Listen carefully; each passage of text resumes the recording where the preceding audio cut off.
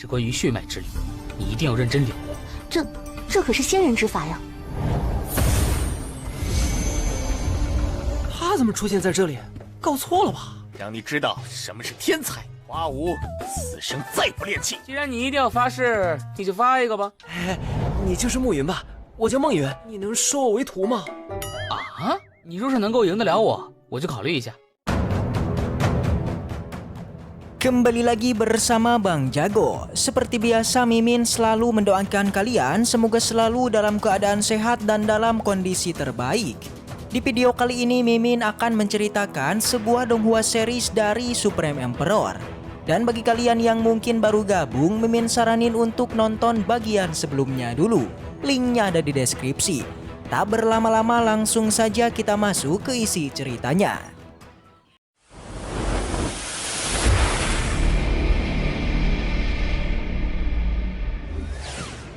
Cerita kembali dilanjutkan yang masih di warung nasi. Di sana, di saat mereka makan terdapat seseorang praktisi yang kini menyinggung bos kita. Berbeda dengan bos Muyun, dia malah tak peduli sama sekali karena memang tujuannya di setiap kompetisi adalah posisi pertama.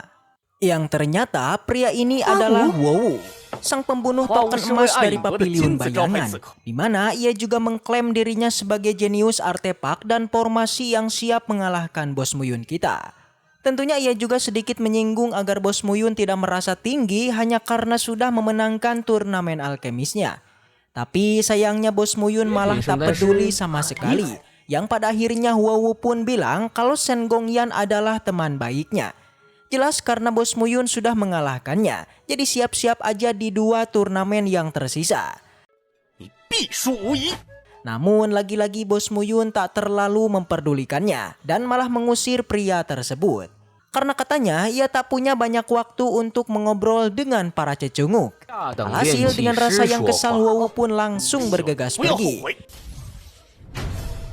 Tapi di saat yang sama tiba-tiba Yeqiu pun menghampiri dan melaporkan kalau terjadi sesuatu di pihak Peng Jingyu.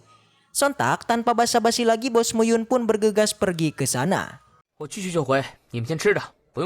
Yang ternyata Zuming dari keluarga Zhu itu sangat menyukai bakat dari Peng Jiu sekaligus kecantikan dari Peng Yu'er.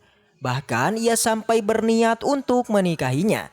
Jelas bos Muyun yang mendengarnya juga cukuplah kesal dan berniat untuk menghentikannya. Namun tepat di depan rumah dari Peng Jiu, mereka pun mendengar sebuah teriakan. Yang ternyata Zuming sudah meninggal di tempat itu. Jadi Zuming ini sudah memaksa Yu'er untuk menikah dengannya. Awalnya Yu'er sudah menolaknya secara halus, tapi karena dia tetap memaksa, Yu'er pun malah tak sengaja membunuhnya.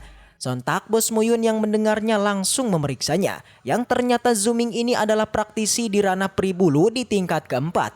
Tapi di sana ia malah tak terlalu memperdulikannya dan menanyakan kepada Yu'er soal perkembangan dari latihan buku darah abadi. Yang tanpa diduga untuk tingkat pertamanya dari tekniknya, Yu'er sudah menguasainya. Bahkan ia yakin dalam beberapa hari ke depan ia pasti sudah memahami secara total. Sontak bos Muyun yang mendengarnya lagi-lagi dibuat kaget karena Yu'er bisa belajar secepat itu. Bahkan ia pun sampai menyatakan kalau ia sudah menemukan seekor jenius monster. Yang pada akhirnya bos Muyun menyuruh Yeqiu untuk membawa mereka pergi ke Pulau Luohun dulu dan serahkan saja masalah Zuming kepadanya. Di sana hanya dengan menggunakan apinya bos Muyun benar-benar membuat Zuming menjadi abu. Tapi sebelum itu bos Muyun juga memberikan buku darah di tingkat keduanya. Di sana ia pun juga berpesan di Pulau Luohun nanti Yu'er temui saja penguasa Pulau Suensa. Dengan begitu, ia akan menguji daya tubuhnya dan mereka pasti akan mendapatkan sebuah jawaban. Selain itu, bos Muyun juga meyakinkan kalau bakat dari Yu'er ini benar-benar sangatlah tinggi. Bahkan tak menutup kemungkinan kalau ia akan menjadi penguasa di 3000 dunia kecil. Yang pada akhirnya mereka pun bergegas bubar. Sementara untuk bos Muyun, ia masih tak menyangka kalau pemahaman Yu'er tentang buku darah abadi benar-benar sangat lancar. Tapi di sana ia berniat menemui Meng Yao dulu dan akan mengajarinya sebuah keterampilan. Sayangnya sesampainya di ruangannya, Meng Yao ternyata sedang mandi. Bahkan ketika bos Muyun mau mengajarinya, ia pun langsung diserbu oleh barang-barang di sana. Singkat cerita, Bos Muyun dan Meng Yao kemudian bersiap untuk melakukan pelatihan, di mana Muyun bersiap memberikan buku darah kuno tingkat pertama kepada Meng Yao. Di mana seperti sebelumnya Bos Muyun telah memberikan kitab ini kepada Yu-er dan itu berhasil. Sekarang Muyun ingin Meng Yao memahami buku darah kuno ini agar dirinya bisa menjadi semakin kuat. Sontak saja Meng Yao sedikit merasa kaget karena memang buku darah kuno ini sangatlah misterius, di mana jika terdapat praktisi peri bulu tingkat 10 mempelajarinya, maka sudah pasti praktisi itu akan melangkah menjadi master manusia. Jadi singkatnya guys, teknik buku darah kuno ini merupakan sebuah jalan para master manusia. Meskipun begitu, semua orang tidaklah memiliki kesempatan untuk mengembangkannya. Karena perlunya sebuah teknik yang bisa membangkitkan garis darah tersebut, yang tiada lain adalah buku darah kuno. Jadi ketika nanti Meng Yao sudah membangkitkan garis darahnya, maka di masa depan keturunan dari Meng Yao sudah dipastikan akan menjadi master manusia. Mendengar itu Meng Yao sedikit malu, namun katanya meskipun Bos Muyun menjelaskan hal ini kepada Meng Yao, yang sudah pasti Meng Yao tidak akan mengerti sampai nanti saatnya tiba. Segera pelatihan pun dimulai memasukkan satu persatu kata dari buku darah kuno ke dalam tubuh Meng Yao. Tak membutuhkan waktu yang lama, pelatihan pun selesai dan bos kita pun memilih untuk segera pergi. 云哥，你还要去哪里？ Karena kini giliran wanita keduanya alias Shinya yang akan dia ajarkan juga buku darah kuno. Namun sebelum itu Bos Muyun terlebih dulu pergi ke tempat kompetisi pemurnian artefak, di mana tepat hari ini kompetisi tersebut resmi dimulai. Semua peserta satu persatu mulai berdatangan hingga bisa dilihat juga ada Bos Muyun yang kini sudah hadir.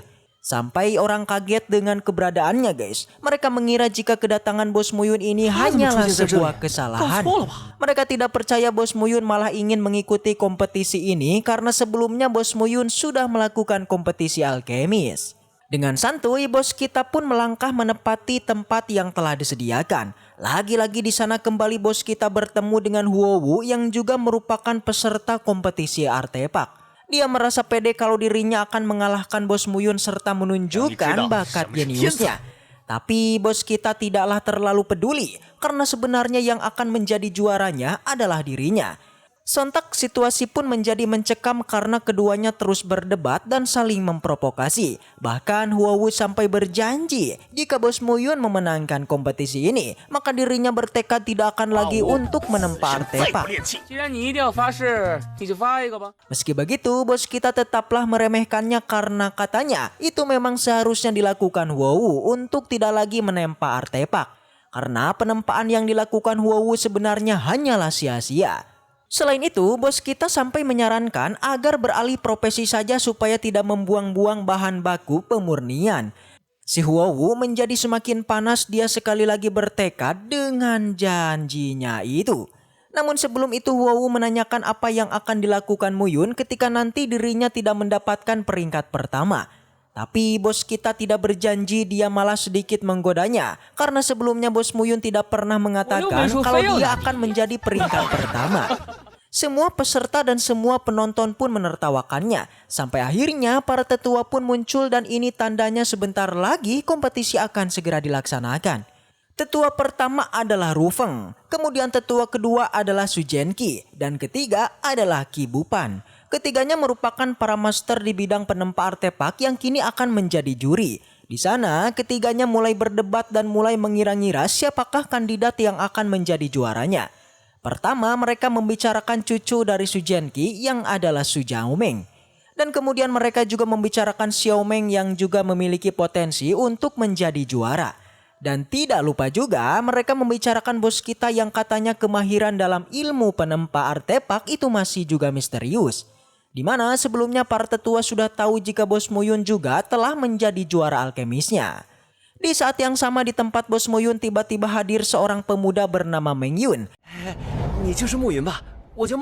Dia nampaknya fans berat dari bos kita guys, karena kemarin dirinya sudah melihat kemahiran Bos Muyun dalam ilmu alkemis.